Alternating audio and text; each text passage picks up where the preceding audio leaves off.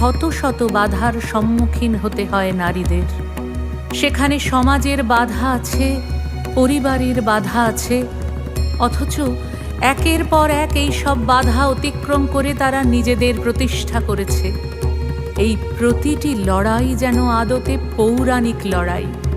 প্রতিটি আধুনিক নারীর ভেতর থেকে আদতে লড়াই করছেন পরমেশ্বরী কাত্যায়নী। মানবীর হৃদয়ের গভীরে আলো জ্বেলে দিচ্ছেন ঈশ্বরী। তাঁর জয় হোক, জয় হোক, জয় হোক।